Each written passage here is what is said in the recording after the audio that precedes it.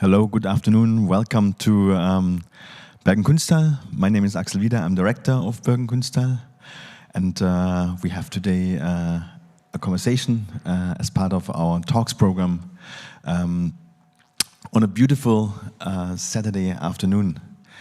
This is part of a program of events that take place on the occasion of the opening of two new exhibitions at Bergen Kunsthall. Die Hardings We Breathe Together and Cassandra Press on Self-Defense, a Cassandra Press Reader in Action. And yesterday we had a talk with Candice Williams to open up and discuss some of the aspects of Cassandra Press's exhibition. And today we continue with a talk between Die Harding and Vivian Ziherl to dig into some aspects of Harding's show that takes place downstairs in the galleries 1 to 4 at Bergen Kunsthall, to give a bit of context and discuss some aspects that are really worth looking into and thinking a bit further.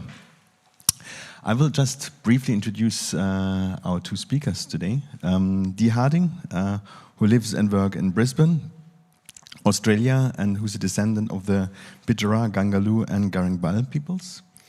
And we worked on this exhibition for quite a while. I'm really happy to have seen it come together in such an amazing way. And yeah, very proud to share this exhibition with all of our audiences.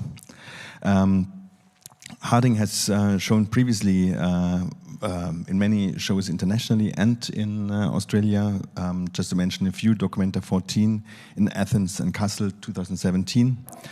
And then just recently, Ars 22 at Kiasma, a museum for contemporary art in Helsinki, and Reclaim the Earth at Palais de Tokyo in Paris.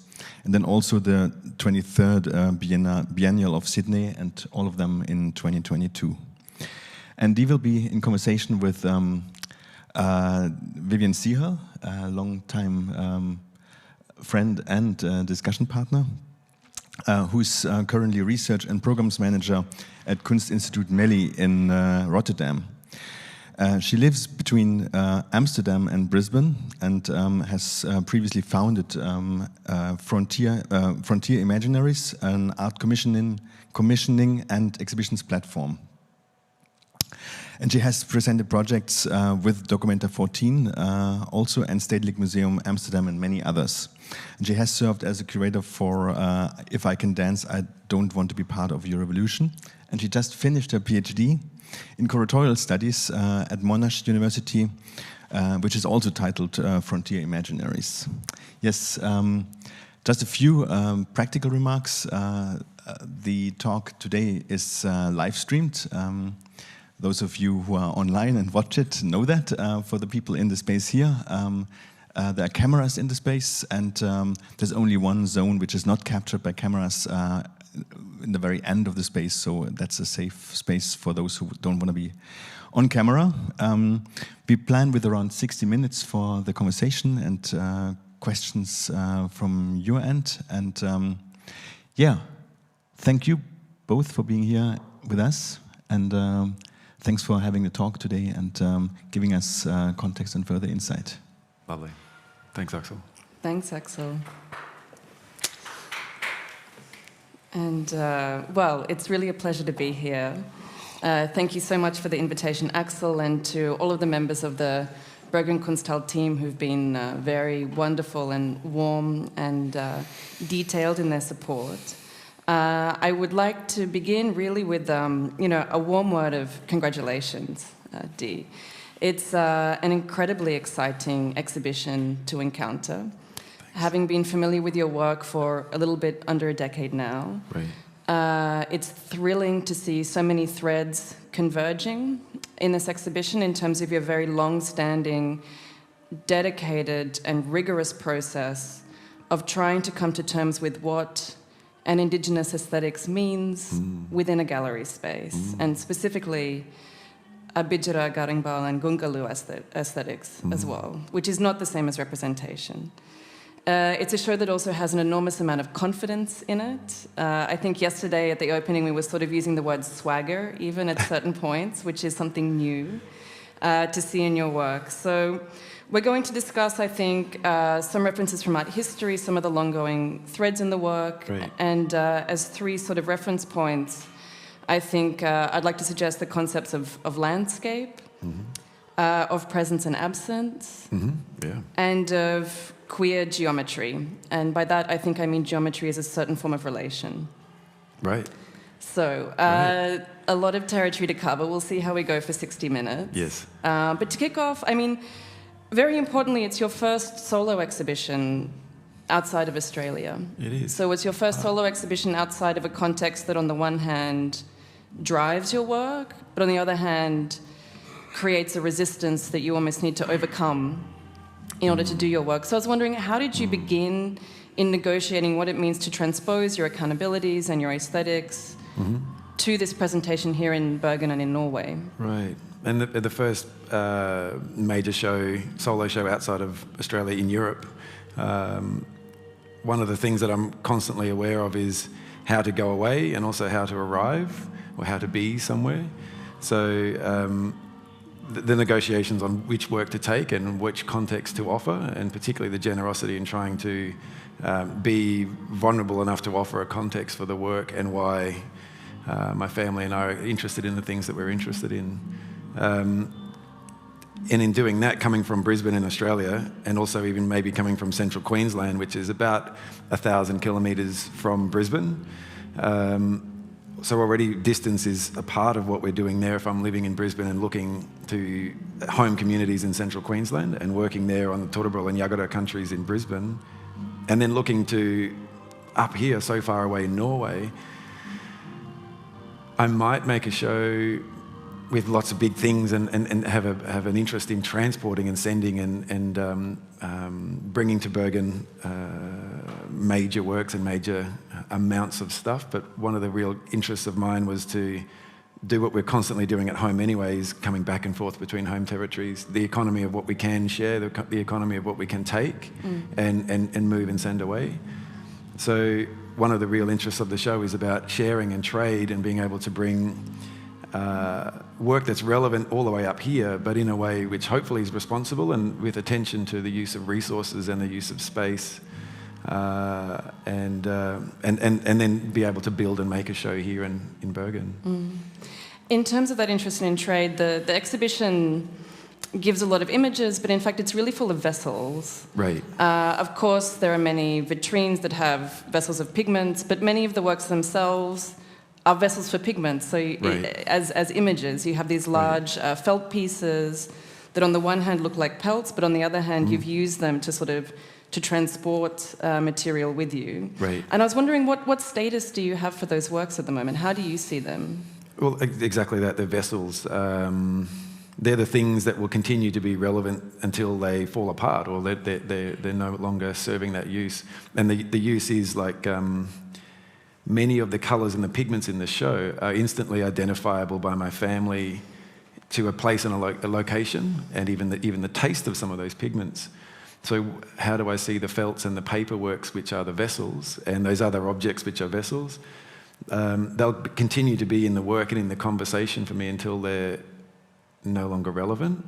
One of the things I'm trying to negotiate and work out is these economies of those pigments, whether they're culturally sourced pigments from home or whether they're store-bought pigments which have a similar history of being sourced, or whether they're synthetic pigments.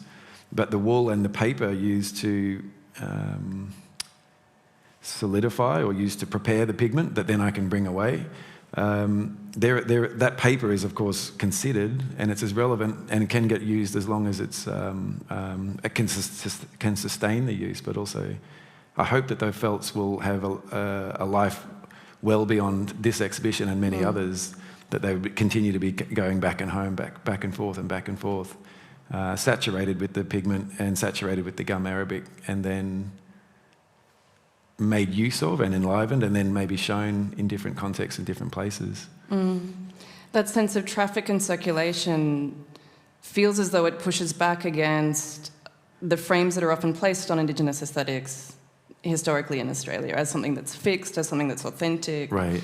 Okay, as something right. that's enshrined in even legislation such as native title legislation. It feels as though there's a rebellion at place Yes. within the work as well. Yeah, a rebellion in finding ways that we can do this now. Like, my grandparents lived in diaspora in a central Queensland city called Rockhampton. They were prominent and crucial in that community among their other elders and leaders, but also among their contemporaries and among those who came behind them.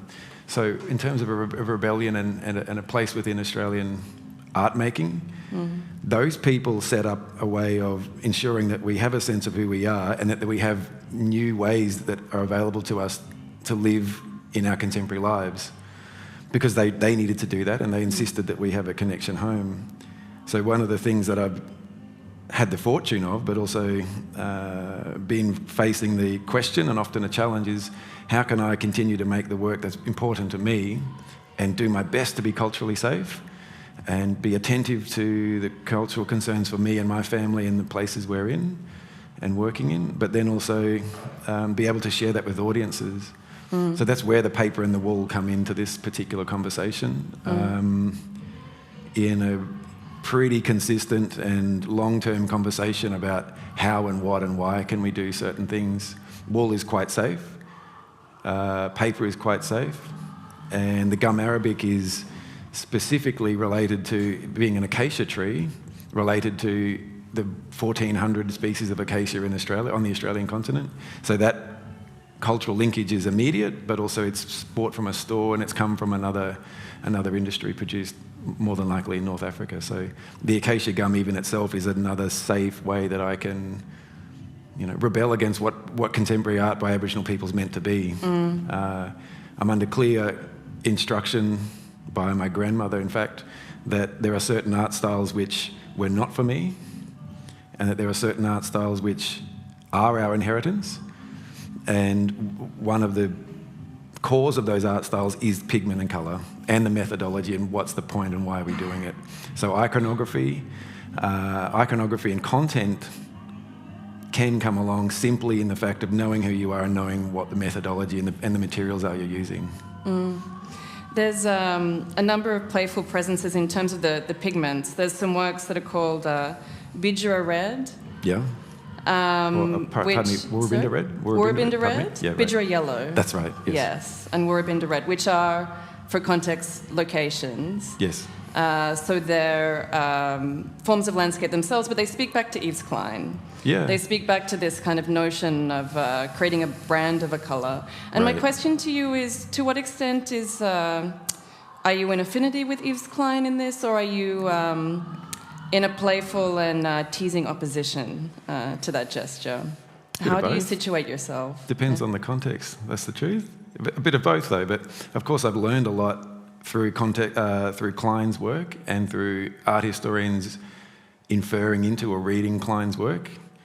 But also certainly the idea of individual copyright on a colour can take a walk, particularly also when my family and community can identify with a certain colour in a painting which is in many different places and go, that's from Woorabinda. Oh, I know all about that. That relates to this person and that family and this story over here, and I remember that time just by looking at the colour. So that Woorabinda Red is the language that I've given to it from what we know in our family, but Woorabinda Red doesn't belong to me. And of course, it's certain that I've never lived in Woorabinda. So again, using Woorabinda Red as a colour, the language around a colour that I use very often, that allows hundreds of people to identify with a place based on the work. Yves Klein looking to have a copyright on Yves Klein Blue, that's that singular ownership. So certainly I'm in opposition to that concept of trying to reduce something down to my possession. And what I really love is when I can have someone else identify with the colour and open that out based on their experience. Another very striking presence within the exhibition, just to sort of keep working through some of the pieces one by one before sort of zooming out into art history for a minute. A very striking presence with these wool felts is the use of the nails. In terms of how you've installed them on the wall, also the physicality of the nails, And I was wondering, did they reference your work with weapons in the past? Or I was wondering the specificity of that fixing. For sure. Well, let's play among that space too. The nails have continued being used for nailing the felts and nailing other works to the wall.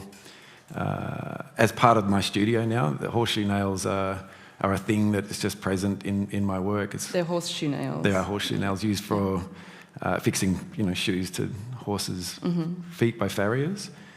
So that's just normal. That's just part of my studio life. It's like choosing a certain brush. We can buy ordinary nails, or we can choose the nails that we want. But that actually then comes back to, as you say, about weaponry. The origins of that come from in central Queensland times, when the colonial frontiers moved out of Sydney and then out of Brisbane and started spreading into areas of central Queensland and western, what is now New South Wales, through Koori home territories, country. Aboriginal makers had access to different resources, and one of those were horseshoe nails. So the horseshoe nail became prominent, being fixed en masse to clubs, mostly into very hard, very dense, very heavy timbers. And central Queensland's rich for those timbers. Again, they're acacias, the same family of tree as gum arabic. So at contact and early frontier violence times in central Queensland, horseshoe nails are known to be used by those makers in early contact as a new resource. Again, it's about an economy. Why would you spend so much time carving the pineapple head of a club when you can reference that pineapple club form, which you've inherited, by using horseshoe nails in that similar kind of pattern? So that's where it comes from, is those early Murray makers. But then in the bodies of work which we've engaged with around the silicon rubbers, I continue to penetrate the silicon objects with the horseshoe nails in the same way that those original objects were. But then we get to start to play in other conversations. Certainly, the horseshoe nail in a silicon form can be met by anyone who has an interest in reading the queerness or the objectification or the eroticism or the sensuality of the work, and how we might place that in a show as well. I'm very glad that we've gotten to the moment of talking about queer aesthetics, because I think it's very important in your work. I think it's a driving force, and one that, with the very important conversation of Indigenous aesthetics, often isn't drawn forward as much as it could be. One of the joys of this exhibition, certainly when I was walking through it last night, was coming across this further development of your work body of objects. Many people will have encountered that first in Athens as part of Documenta 14, with a large field of weaponry that was cast in black silicone, in the kind of silicone used for sex toys. And so these very phallic weapons were flaccidly drooping over these white plinths. So it was a stunning body of work. Nonetheless, there's a new development of it downstairs with these softly embracing boomerangs. And as I first came across it, the word that came immediately to mind to me was titters, which requires some translation, but it's a word that through a music band has become common in Australia. It's an Indigenous word and it means sisters. It has a broader meaning of sister girls, or I guess lesbian partners, or perhaps gay partners as well, from within the Indigenous language. So, or one Indigenous language. Maybe could you talk about sort of returning to body of objects, because it's been a number of years since you actually produced that work. I know it was a work that you also had a lot of ambivalence about. I know it was troubling to make, and you distanced yourself from it for a while. And I'm interested to know how you return to it for the work that we have downstairs here. Well, that sort of tracks my own self in the work. So all the ingredients and all the elements of the work, the artwork and its conversations were there. But the truth is, those those readings and myself, my queer self, and my eroticized self, and my sensual self, and my entire full self weren't always present in the ways that we were framing and contextualizing that work in the past. There were other reasons why the work was read in certain ways, particularly about them being in a new form, or perhaps a less potent form. But then coming back to the work within the last 12 months, certainly those pairings for me speak to more relationships, more so than an idea of a people, an idea of a people being read into the work. All of their home context, I hope, is still there. All of my cultural self is still present. Mm-hmm. But now, because I've made that choice to cast them in rubber, hopefully we can start to look at relationships as well. So the objectification, and the title that the work has, Body of Objects, that was looking at sexualization, the object, the possession, fetishization, all of these things which colleagues and myself have been framing around the work. But now maybe I get to choose relationships, and maybe I get to choose something a bit further than that immediate kind of skin contact, that first contact. Yeah. So I'm kind of tearing up. I'm really happy for you. Hey, I'm really happy for you. Thanks, Vivian. I know it's been a long process of being able to arrive to make work like that, and I'm extremely happy for you. I wonder if there's something about being able to produce this show outside of Australia that's also given you that's given you the chance to allow yourself the permission to maybe take some steps without some of the negotiations and the arduous kind of self-placement that you necessarily have to deal with when you're working within the Australian context. Yeah.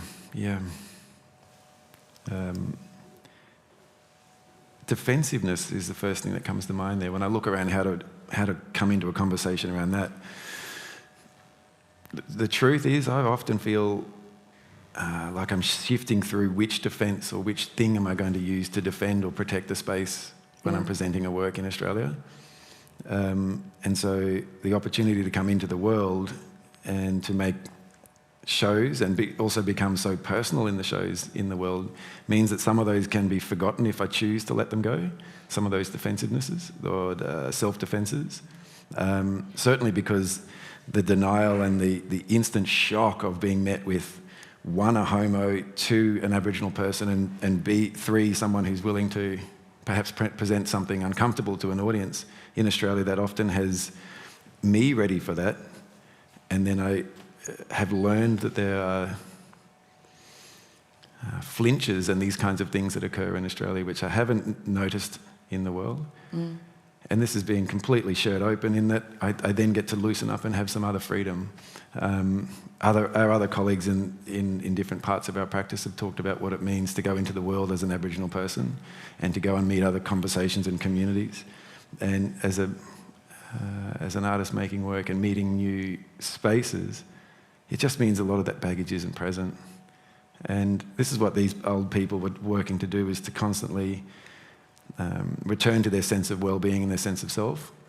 And they didn't pin us down to anything that was going to be limiting in that space. And so the opportunity to get stirred up by cultural knowledge and these other things, but come into the world and present this other work. I guess I'm kind of stumbling a little bit because it's quite a vulnerable space, that's the truth. Let's be straight with it. So, but the opportunity, particularly here in Norway, actually, I've had 2 opportunities to speak among the National Year of Culture around the anniversary of the decriminalisation of homosexuality in Norway. Again, that context is something that I'm really enjoying, being able to be in both spaces at once. So in that case, let's talk about minimalism for a second. Righto. Could we have the image? Of course, the obvious reference to bring up would be Yves Klein, but sort of following the lead of your work and your interest in matrilinees, I thought we'd maybe instead have an image of Agnes Martin. And this particular image is called Friends. Right. It's from 1963, so I think it holds many things. But there's just this well-known sort of citation from Agnes Martin in which she says, "Artwork is a representation of our dedication to life."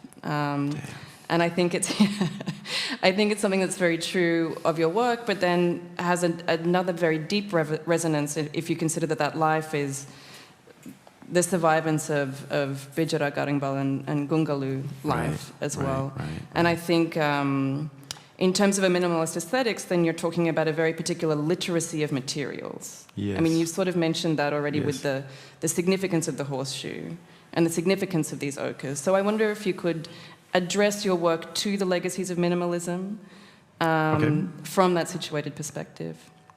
That's fairly easy for me to do, and I'll come back to family capacity to be able to see what I've done in the studio. When I'm asking for their perspective on what their take on a work is before I put it into the world, it's so it's phenomenal how quickly the work is read so often by folks who are makers and creators, and I might call artists, but not trained. So looking at minimalism and looking at what we might frame in international language of a minimal approach or a minimal aesthetic, it's just normal for Aboriginal families to read content and to read concept and to read intention into methodology, into colour, into form, into gesture. That's just normal. And so I get to play in that space, and we get to play in feeding back and forth or breathing back and forth between what is really beautiful artwork in the world made by folks who get canonised or positioned as minimalists, but then also being able to go, oh, that's so similar to something we talked about back here. And then the other opportunity for to be in a museum space with family members, or to be in a conversation and go, oh, you've got to look at this because what you've just described is what these people in New York or these people in London or the other centres were working to find their way towards. So both are natural and normal to me, having studied within an art institution and also within a family inheritance which just knows this as everyday life.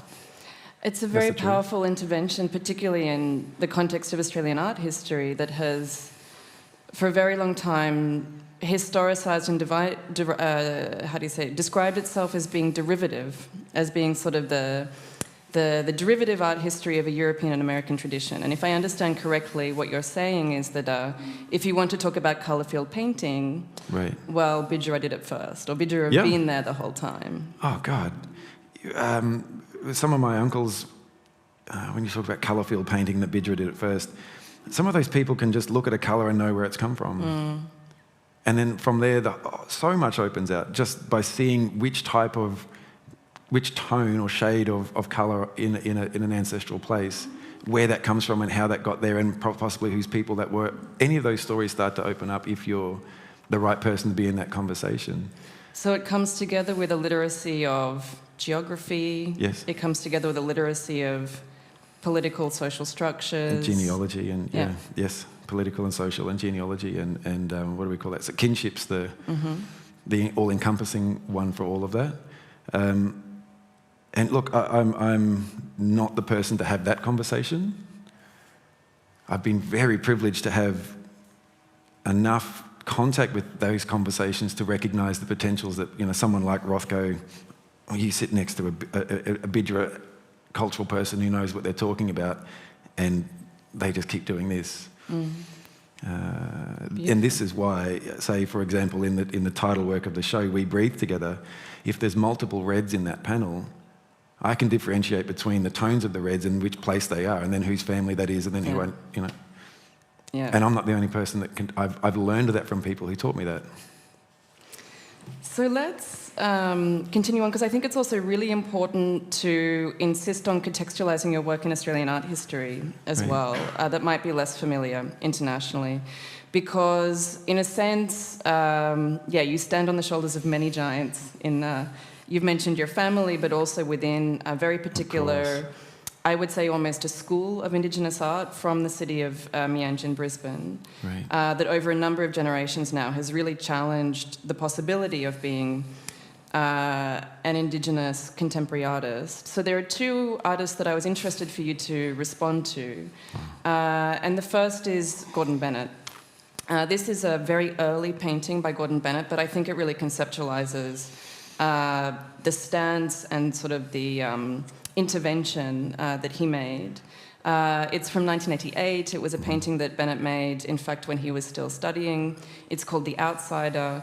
And of course, what this painting is really representing was, at the time, in the late 80s, the impossibility of appearing as an Indigenous artist within the tradition of Western art. I wonder, what has Gordon Bennett meant to you as an artist, or what have you taken from his painting? Goodness me. The first thing I think of when I think of Gordon Bennett's work is that bravery. He was so courageous and so brave to be visible in his own work. We can make work about all sorts of theory and all sorts of concepts, but he was visible in his own work. So that's incredible. Consistently, for me, that's the one thing that I recognise in what Gordon Bennett has he achieved in his work, and what we're still learning about in the way that we're having the work read and we're reading the work. So that bravery and that courage to be visible and present in what he was seeking to address and understand, perhaps, and maybe develop also. But this work here, from 88, of course, 1988, my touch on that is that it was 1988 was the bicentenary of British colonisation of the continent of Australia. And that was a very difficult time, but also I probably suggest quite a bolstering time for many Aboriginal communities to be able to solidify each other around that anniversary of British colonisation.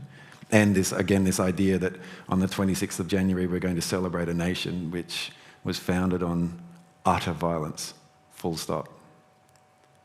How can you celebrate a nation on the 26th of January 1988? And so I think perhaps what Gordon Bennett was looking to do in that time period, as a student, he would have been a student about then? He was still a student, yeah.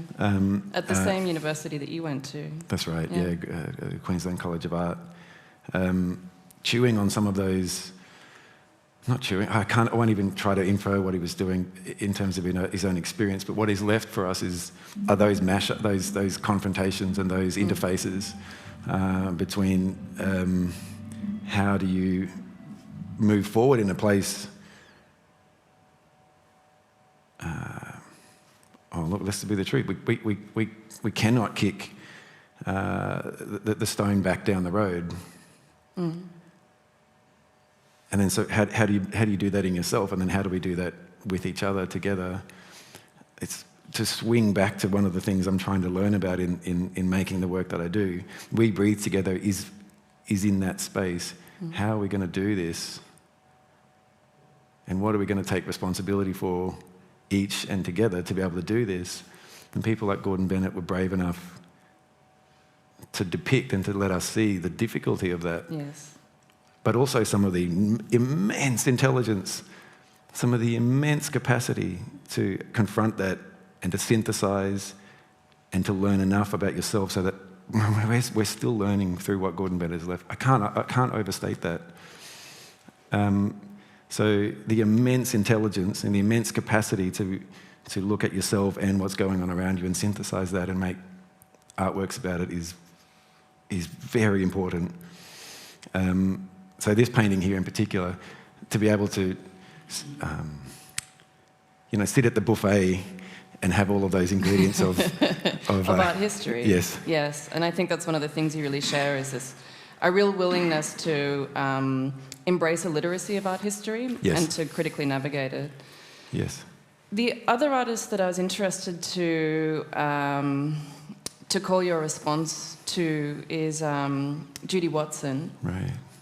Also a generation above yourself. Yeah. Woman, one-year artist. This is a recent piece of hers called Standing Stone, Kangaroo Grass, and Tusk String. I'm interested in the role of Judy's work for yourself, particularly in Judy's work as someone who's interested in formal vocabularies, so the way that she relates to materials in relation to the development of your practice. Yeah.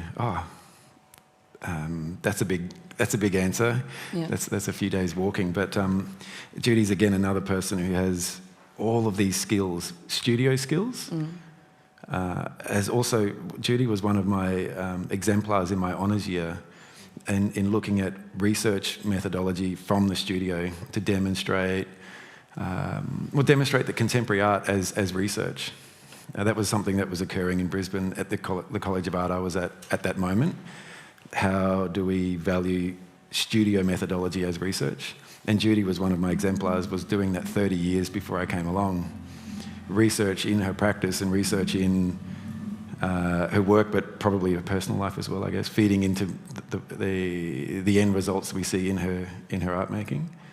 I've often had big questions that I've been dragging behind me, and raised them in a conversation with Judy, and there's often been an answer which has had me giggle at how simple it could be. And that's hilarious, because many times I've come to a conclusion and I go, oh, damn it, Judy, actually, oh yeah, right, I might have seen that. And I understand, I selected this image quite coincidentally. I think that you actually had a certain presence in it, if I understand? Yeah. I mean, I've always been interested in plants. My family are big gardeners, and many of us are interested in gardening, and so there's some... the Latin name is Themida australis, I believe, the kangaroo grass. So I was establishing quite a unruly garden at the house I used to live at for a long time, and so there's some kangaroo grass seeds which I'd cut, because they shouldn't go to waste if you need to prune the grass for the grass's own well-being, to imitate kangaroos or macropods eating that.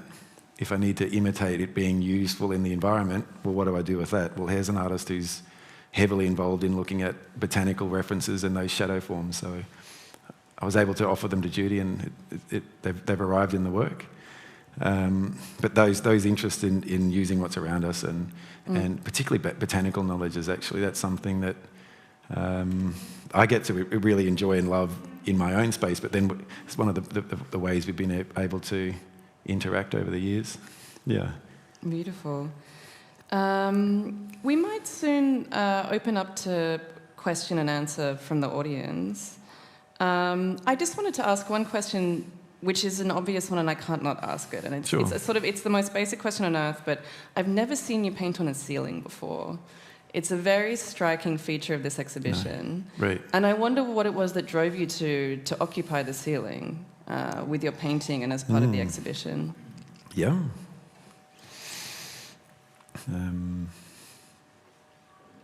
One of my grandfathers, he's actually my grandfather's brother, but he's a grandfather to me. One of our Lawton grandfathers has described to me some of the cultural practices of making paintings that he's inherited from a Bidjara side, and they've always stuck with me because they're incredible. But a lot of the cultural sites on his territory are spaces, they really are spaces in terms of sandstone overhangs, or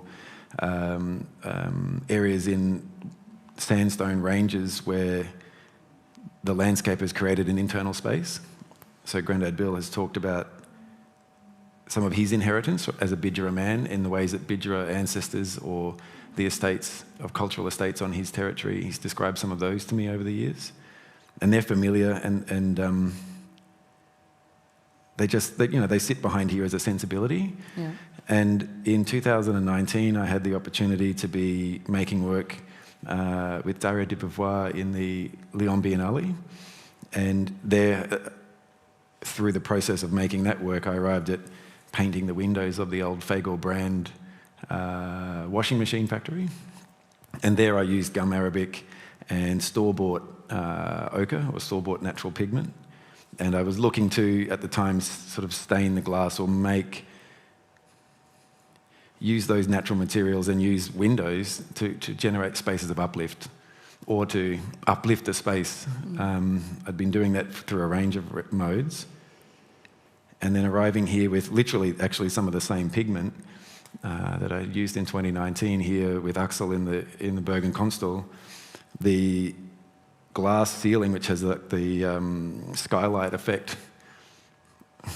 All the ingredients were there, but it was obvious once I was in the space. And that's really the reason I touch on Grandad Bill in the beginning, is those sensibilities he's offered. Yeah. And that his brother, my granddad, were able to keep strong in our family inheritance. once I'd got here with all the ingredients and some other history of playing, the space was available and Axel was open to trying it out. So that's how I ended up painting on the ceiling. So all of those little sensibilities, I guess, or those experiences behind the process. And what I was looking to do is, make use of the space that's here. If the glass is there, it may not be a painted white wall, and it may be above institution standard of 1,500 mil from the floor. But once we start to paint that, we can then colour the space, we can tint the space, we can shift it, but also we can start to be in a different bodily experience of a space. Yeah. I think for audiences that maybe aren't familiar, it's important to note at that point that a very important source in your research and development of aesthetics is a specific place called Carnarvon Gorge, yes. Which is a very large sandstone formation that is very heavily developed as a gallery of petroglyphs. Mm-hmm. And so to understand what's going on in the gallery is a transposition of the compositions of that geological space into the gallery. Totally. Yeah. Totally. And that's so when my nana was saying to me, there are certain art styles which you're not welcome to touch, right? But there's certain art styles that you inherit. That's what she's referring to. What her grandmothers left in their legacies in those places. If I may just sit in my own personal position, not as a representative of anyone else, but I would not invite touristic visitation in those cultural spaces unless you have an invitation or a specific reason to be in those cultural sites in consultation with Aboriginal people who inherit those sites. So as a single person right now, I'm just putting on the record, if we're going to talk about Carnarvon Gorge and the ancestral rock art that's in those sites, my position is I'm not inviting touristic visitation. What I am insisting on is that Bidjara and Gurringbal and all the other communities who are related to Carnarvon Gorge have that first say and have the autonomy to be able to manage their cultural inheritance. And when I insist on that, then I come back to that old girl saying, well, this is what you inherit and this is what you are okay to work among. And then how do we do that? That's the constant thing we're asking in our family. We really are constantly asking questions. Can we do this one? Is this okay? How did we go? But if I refer back to what my mum's brother, Uncle Milton, often tells the young people in his community at Warrabinda, but also in Rockhampton, just make it from here. Yeah.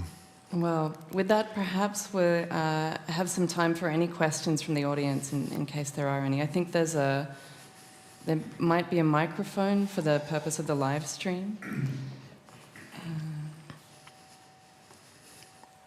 Hi. I have a question. Thank you. Thank you ever so much. I've very much enjoyed listening to this conversation, but you've used the word family a number of times, and I was interested in. Sometimes I think I understand the extent of it, and sometimes I think it's a huge thing, and I was.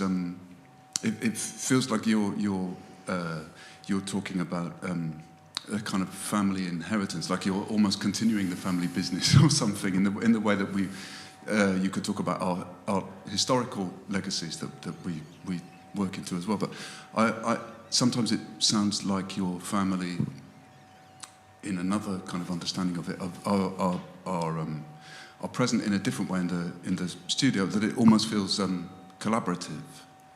And I wonder if you could help me understand more what you mean by family. Sure. Well, there's biological family. There's our immediate family, then our big family. Early on in your question was, there's an idea of cultural continuum, which I've received from cultural leaders who are based in Brisbane, Aboriginal people who have forefronted that idea of cultural continuum. My immediate family in central Queensland has done the best things they can gather, I'd assume, we've done our best to try to uphold the things that we inherit and the cultural forms and the sensibilities and the ways of being that we do inherit, even if we're living away from home, which is one of the reasons why I've put the vitrines in space downstairs to have some direct contact with those those inheritances, being the boomerang that I've placed in there, the Budgeru boomerang. But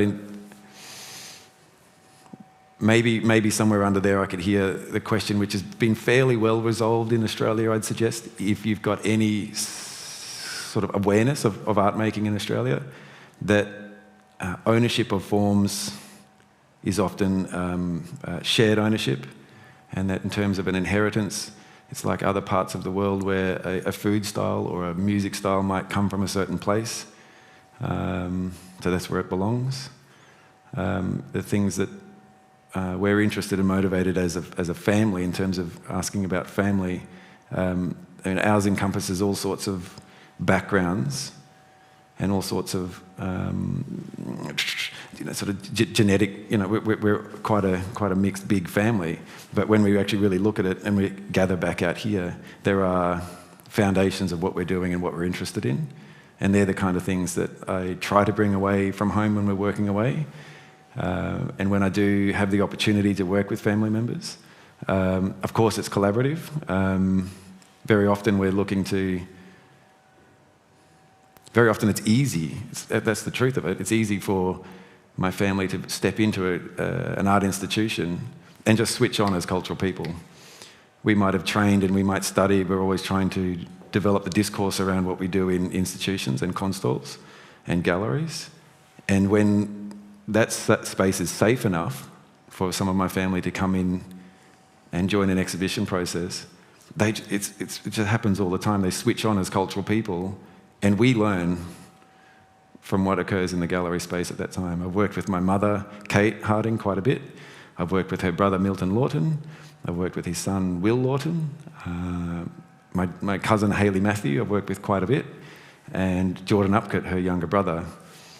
I think that's it at the moment, but a number of times, we've all worked at different times making exhibitions together or making works for shows together. And that's some of what we can do, some of what I've worked out I can offer.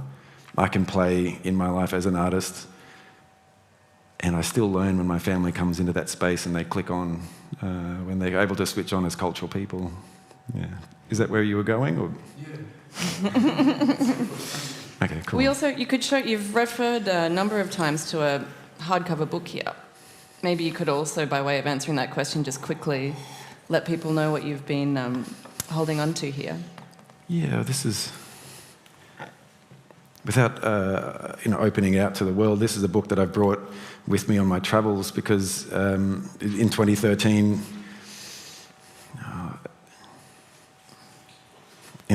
our family's huge, and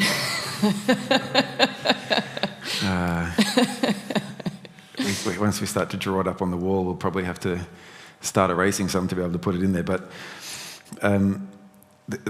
the foundation of well-being and of the things that we share when we do find each other around the place is places like Carnarvon. And particularly it's incredible when you see that little kids and they talk about Carnarvon, then they light up about somewhere which is so important to them because they know it's been important to people around them for them to gather their idea, but also to have their own time out there. I brought this book because my grandmother insisted on, she always held her space in her connections in her territories, and Carnarvon Gorge is one of those places where she maintained her contact, particularly while it has been under national parks jurisdiction in Australia. And so gathering out there, having a Christmas out there on one of the occasions that we did, I could flick through this book, and a lot of the motivations for what I'm interested in doing in the world are here in this book of just what we were getting up to. So that's the point. A large number of people who might go away and enjoy different parts of the world or different parts of life, but that's the foundation of what we inherit, because there's enough in there for us to see in each other and hold on to for our best well-being. There's an interesting answer there. I mean, under the surface, one of the things that you're saying is that family is a group of people, but it's also a place, a Yeah. location. Yeah, because that's only genetic. That's genetic. That's ugly, but that's only people we're related to that way. It's just I won't. That's not even talking about the other families who'll come through. Yeah. Yeah. Were there any further questions, or? No. Desires for elaboration or contestations? Yeah, that's welcome. Yeah. What's the thing? I have the thing, it's like, tell me I'm wrong. What's the desk where it's like, a guy standing behind, convince me I'm wrong. So. Oh God, I've done that. I just wanted to ask a question that perhaps follows on from what we've just heard. When you've made work with your family in gallery spaces, I'm aware, for example, in Sharjah, at the Sharjah Art Foundation, your cousin Hayley came with you and you made a 13.5 metre painting together in which she told her story together with you in a traditional manner on the canvas, and you said that was cultural practice, and then afterwards you privatised the picture, as I understand it, by covering over the sensitive cultural imagery with the white paint from the gallery walls, and what was left was this kind of exquisite, sort of hazy, smoky, lyrical, abstract painting. And I remember you said that was the moment at which it became contemporary art. It sort of moved. Can you talk about that transition and what it kinds of means, the relation, because it seems to me that there's a tension there that's quite significant to what you're trying to do with the practice. Yeah, thanks. Yeah, thanks. Well, the quick breakdown of, as you say, the process was we had an invitation to make an artwork, and in fact we had an invitation to make a wall painting, and that was at the time when I was realising that that's the ways that we had been making wall painting, I was really pulling the brakes on. And so still there's an opportunity there with people that I had an interest to join in with and to see what we could develop together. So I strategized to try to find a way that we could still draw on some of the stuff that's important, but also have that in a way which we, being Hayley and I, could determine that its safety or its future or its visitation. I'll swing to the side and say that there are many people across the continent and many Aboriginal cultures and many families who inherit not only an understanding and a responsibility, but also probably have a sense of urgency in themselves to be continuing their cultural practice in places which are managed for visitation and for tourism. Very often I've wanted to have access to certain places out on country, and very often I've needed to mediate other people's visitation there so that I could go there and pick up on some of the things that might be important to me. And that sucks. That's bullshit. For Aboriginal people to have to think about other people in their space so that then but then other people, other Aboriginal people might be able to continue what they actually hear about, what they see about, what their kids talk about, what their mother, what their father have taught them. To have to mediate your own cultural ways of being and the things that motivate you based on someone else being in that space, that's bullshit. And my family's insistence on sharing, that if you take responsibility for some of the things we're telling you, then I'm not the only person trying to do this. If you take responsibility for understanding how important cultural sites are to Aboriginal people, then maybe we can actually get some stuff done. So these are the things that are behind the reason that the private painting came about, because my family would like to, and we have, my uncles have upheld the process and the methods of preparing ochre and spraying that. And then when someone like my cousin Hayley steps in with her own interest to be present, how do we do that? Where do we do that? If we have an invitation, via my practice to make some contemporary art, and there's someone there who's saying they want to be drawing on their cultural self, well, how can we build a framework? What is a decent way that we can look at making a space for Hayley to do that? That's the whole thing that we came about. So I'll leave that there. And Hayley got in and switched into gear and did her thing and made the painting. But then what happened was we got to a point where it was clear that that had reached its resolution or come to a point where that was enough. And then the next thing was we'd already understood the process that we were going to veil that or cover that, and in some ways I was using the word obliterate as well.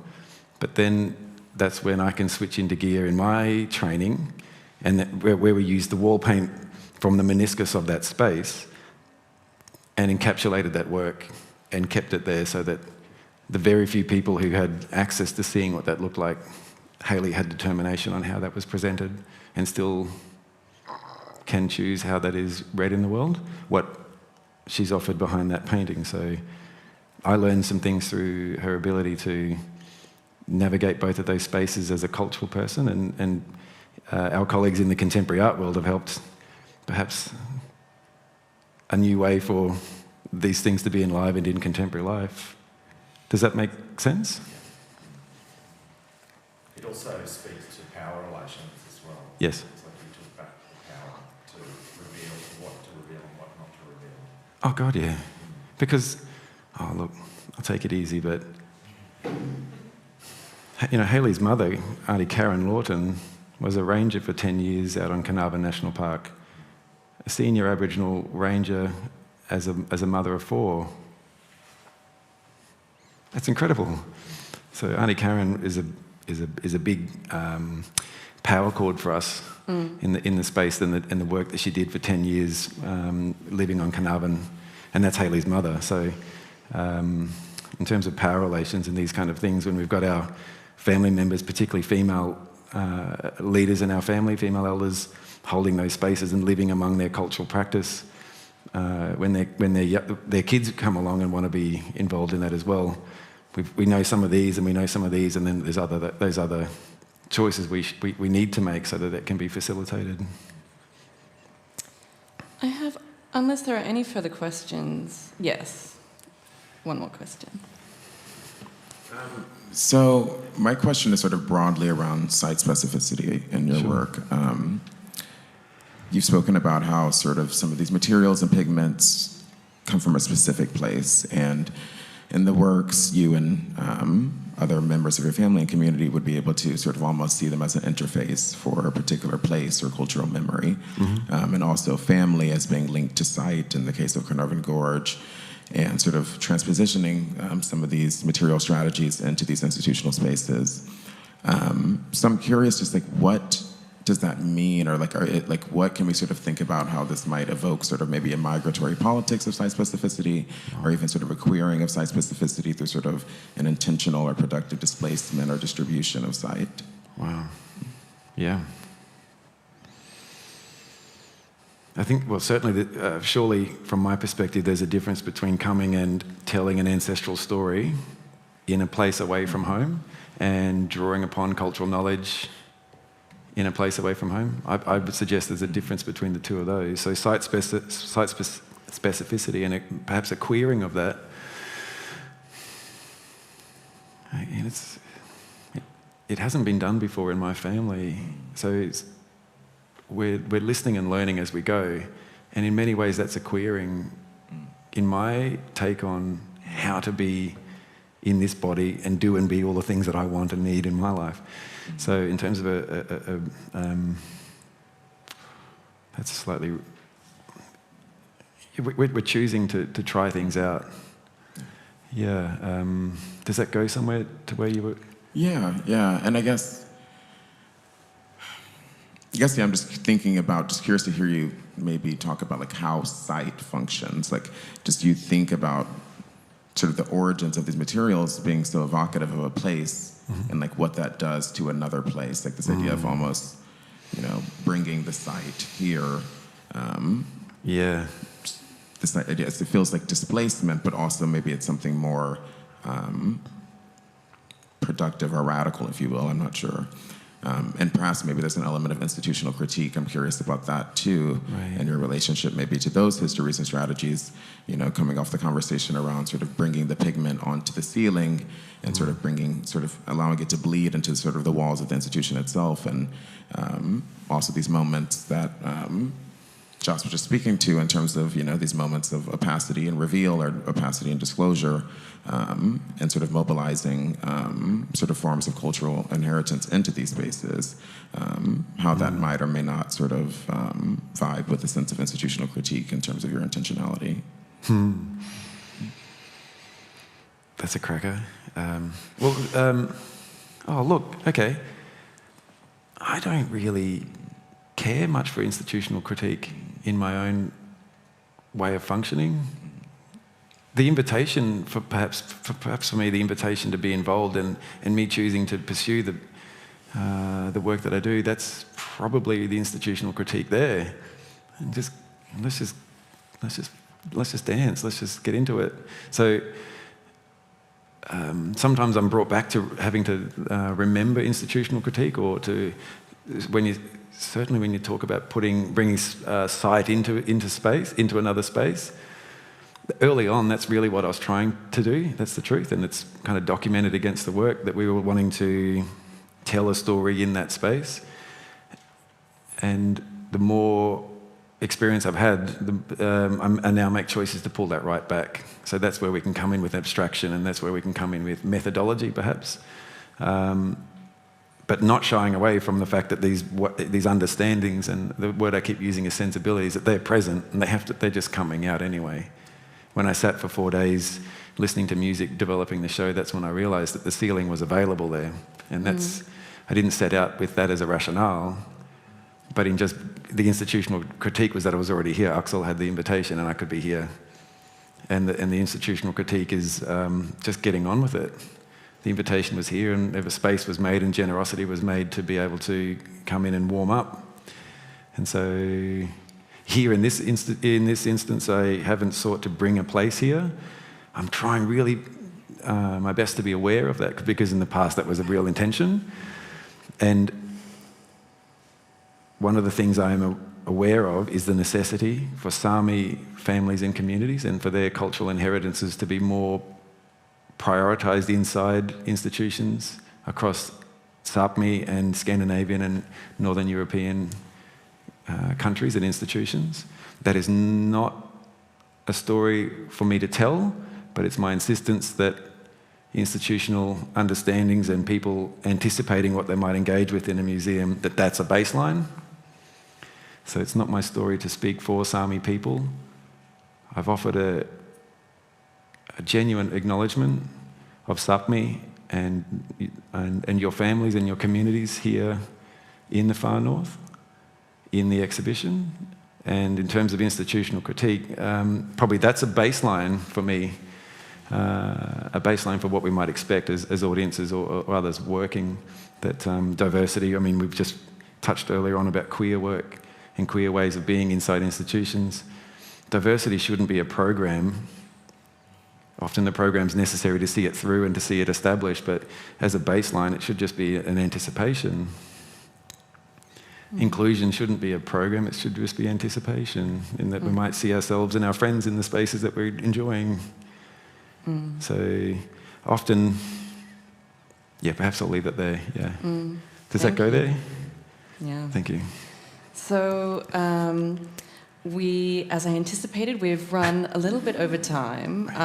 It's been a wonderful conversation, and I'd love to just leave off with a bit of a future-looking reflection, which is that there's a lot of exciting and some newer presences within the exhibition. So the transfer paintings are a new presence and really take up a very strong position at the end of the show, where there's a canvas that's been replaced and you see the void around it.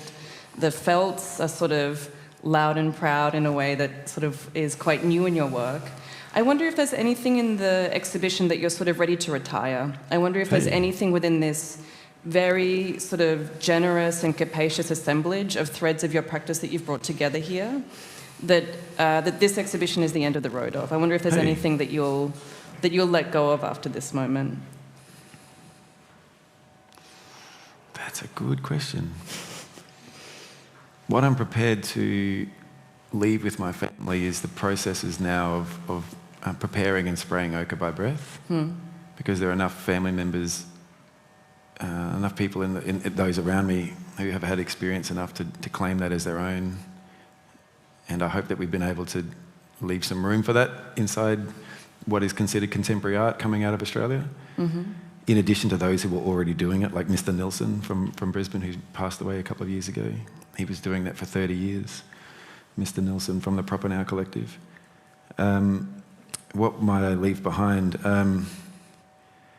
So the blue, that's truly what I'm interested to leave behind. I would like that ultramarine blue and those kinds of blues to have a new space and time. And if I refer back to what I want to leave behind, the reason is that I chose to start using those blues because of their ugly histories and their violent presence in my family, particularly with the women in our family.